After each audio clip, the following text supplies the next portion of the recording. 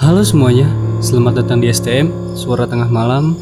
Kali ini gue bakal membawakan cerita dari Kaskus yang ditulis oleh Lazuar yang berjudul The Gift, Penglihatan Supranatural. Oke, langsung aja masuk ke inti ceritanya. Check this out.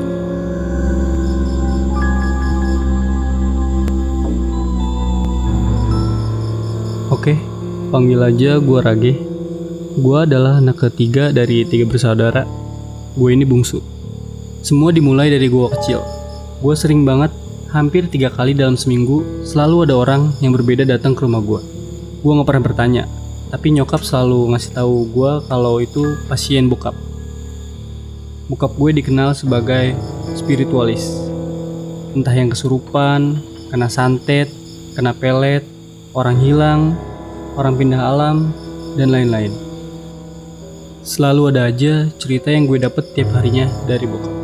Gue sih gak peduli, yang penting kalau ada pasien datang ke rumah, pasti banyak makanan.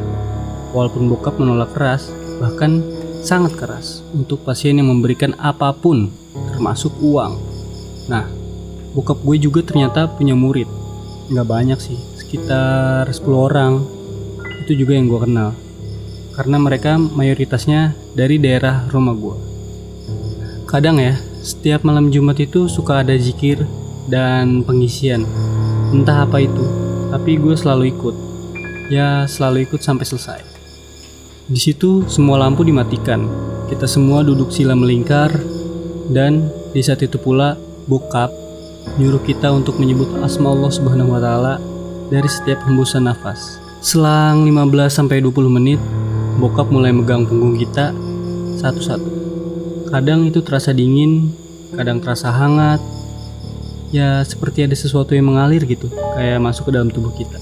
Setelah semua itu selesai, kita melakukan hadoroh atau memberikan hadiah berupa doa. Yang pertama kepada baginda besar Nabi Muhammad SAW, kedua kepada Syekh Abdul Qadir Jalani, para wali Allah, dan kesepuhan. Hal itu dilakukan kira-kira seminggu sekali, dan gue inget itu dilakukan pada saat umur gue 12 tahun. Dan gue gak tahu apa itu sebenarnya, apa fungsinya, dan gue gak pernah menanyakan itu. Gue gak pernah nanya apa yang akan terjadi sama gue, dan apa sebenarnya itu yang mengalir masuk ke dalam tubuh gue. Zaman itu gue gak mempertanyakan itu. Bokap cuma bilang, ini biar kamu rajin sholat dan selalu ingat sama Allah. Oke, gue percaya dan jelas karena bokap kandung gue sendiri yang ngomong. Tapi semua berubah ketika gue memasuki masa ahlil balik. Jujur, gue suka banget sama film horor. Karena ya gue lahir dari keluarga yang menurut gue horor juga. Hampir semua anggota keluarga kandung gue tuh bisa. Tapi ada satu hal yang salah di sini. Gue penakut parah. Di setiap gue nonton film horor ya, hampir 70%-nya gue nutup muka gue sama tangan ataupun sama hal lain yang bisa menutupi pandangan mata gue. Saking takutnya. Dasar penakut, celawo, nama samaran abang gue yang pertama. Ya gue mau nimpalin apa lagi, emang dasar gue penakut. Tapi perlahan semua mulai berubah.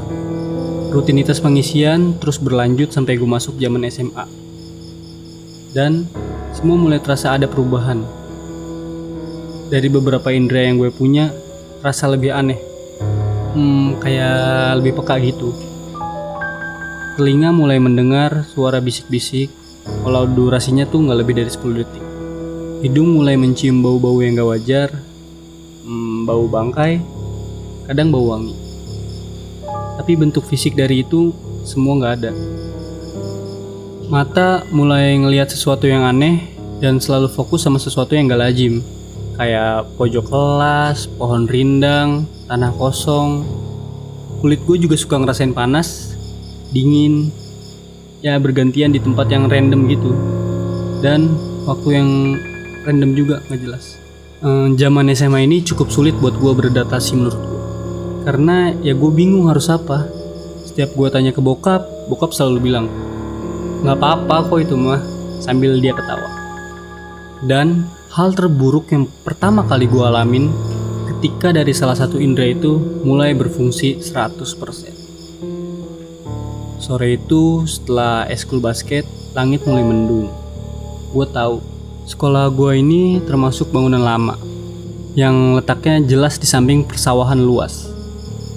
Gedung tua yang bertingkat dan agak nggak terawat memberikan kesan horor gitu buat siapapun yang datang ke sini. Dengan langit yang mulai gelap ditambah hembusan angin yang kencang, gue berniat untuk mengambil tas di salah satu ruangan yang ada di ujung koridor lantai 2. Jelas itu kelas gue. Sesekali gue ngerasain hawa panas tersembur dari belakang badan, tapi gue gak hirauin karena gue udah capek banget. Sebelum gue naik tangga, gue berhenti dan coba lihat ke pintu kelas yang gue tuju itu. Tapi mata gue curiga pada satu titik tempat di ujung koridor. Gak mungkin ada orang di situ. Yang eskul basket kelas A kan cuma gue. Tapi mungkin tukang bersih-bersih sekolah. Dalam hati gue bergumam. Gue terus lanjut menyusuri tangga menuju lantai 2. Tiba-tiba gue ngerasa mual seperti masuk angin dan agak sedikit pusing. Anjir, masa gue tiba-tiba masuk angin, pikir gue. Akhirnya gue menginjak anak tangga terakhir dan langsung menengok ke ujung koridor. Gelapnya, kok gue males amat yang ngambil tas. Mau gak mau gue harus ngambil tas karena HP gue dan baju gue ada di situ. Brak! Pintu kelas terbanting dengan kencang. Ya, cuma pintu kelas gua. Seakan-akan 2 pintu kelas yang lain tuh diam dengan tenang. Gak beres Ki. Kagak ini gak beres Ki. Semakin gua mendekat, semakin lemes badan gua. Seakan gua habis main basket 3 hari 3 malam gak berhenti.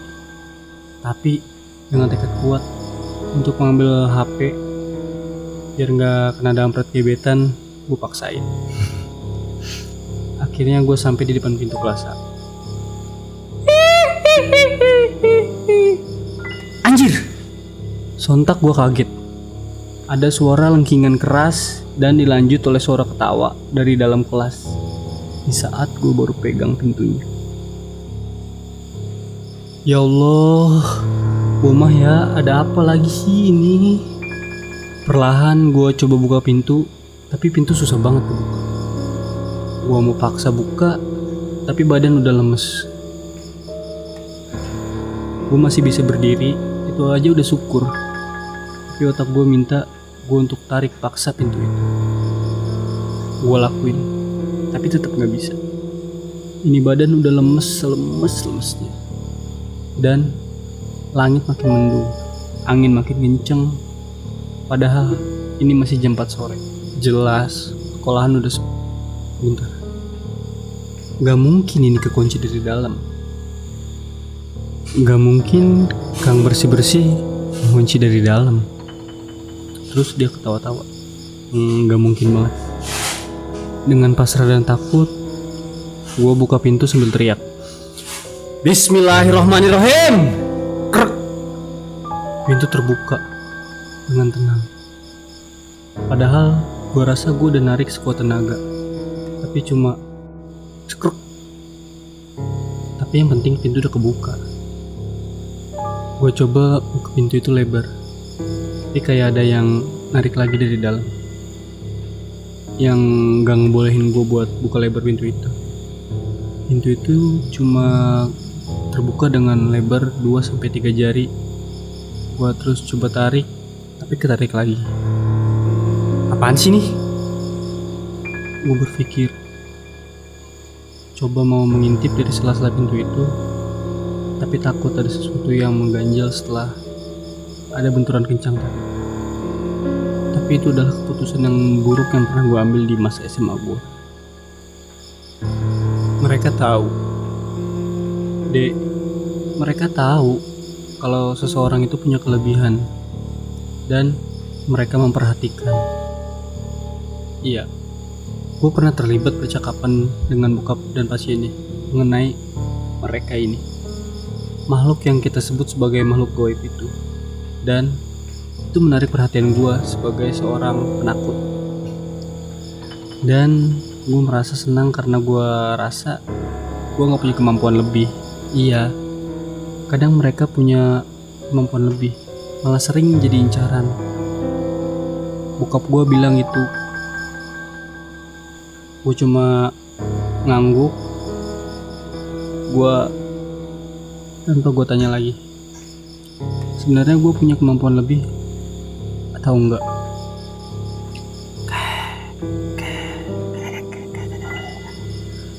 Mata merah itu melotot, rambut berantakan, muka hitam, senyum lebar. Taring itu masih terngiang jelas di ingatan gue sampai saat ini. Lubang pintu yang terbuka sebesar 3 jari itu menjadi saksi atas keputusan gue untuk melakukan ngintip konyol itu. Dengan jarak yang menurut gue dekat, hanya terpisahkan 10 cm tebal pintu, itu dia menatap sambil mengeluarkan suara khasnya.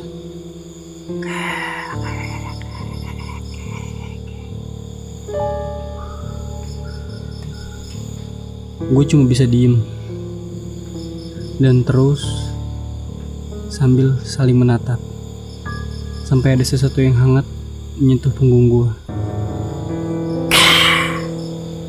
Sosok itu pergi, menghilang entah kemana. Masih dalam posisi yang sama, namun napas yang tidak beraturan. Akhirnya gue sadar dari paralisi itu. Kadang, kalau tidak terbiasa dan mereka memiliki kekuatan yang kuat, kamu tidak bisa berbuat apa-apa, termasuk mengucap doa. Ya, seketika gue ingat kata-kata itu. Setidaknya, gue sering nguping percakapan bokap dengan tamu maupun pasiennya. Dengan badan yang udah lemes, gue mencoba untuk masuk kelas dan ngambil tas. Ya Allah, apa itu?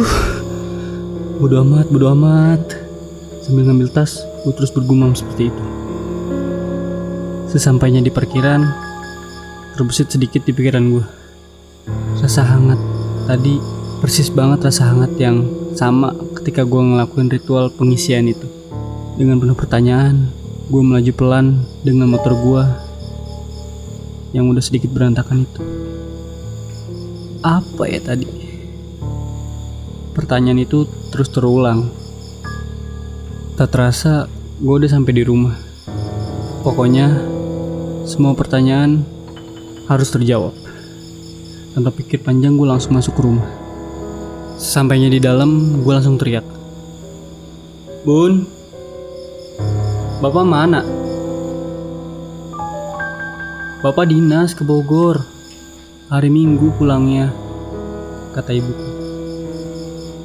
Damn, setiap gue mau nanya hal penting, pasti bokap selalu gak ada. Kenapa gitu? Akhirnya gue memutuskan untuk mandi. Jam menunjukkan pukul 5. Mata gue udah gak kuat nahan ngantuk. Sofa ruang TV terasa nyaman melebihi spring bed. Dek, Pak Mali tidur jam segini. Bentar lagi maghrib. Nyokap gue ngoceh gitu lewat-lewat. Tapi gue gak gubris sama sekali karena gue ngantuk. Gak lama kemudian lampu ruang TV redup. Semakin redup dan mati.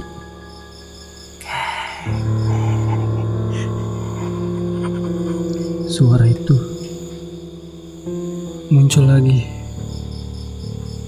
Oke, gue bakal lanjutin cerita ini di episode selanjutnya. Buat kalian yang penasaran, pantengin terus ya STM Suara Tengah Malam bersama gue Pedro Ardiansa yang akan menemani malam-malam panjang kalian. Terima kasih yang udah nonton sampai akhir. Jangan lupa untuk like, komen, dan subscribe-nya biar gue makin semangat buat ngelanjutin cerita-cerita yang kayak gini. Sampai jumpa di episode selanjutnya. Gua Fedro Ardiansyah, pamit undur diri.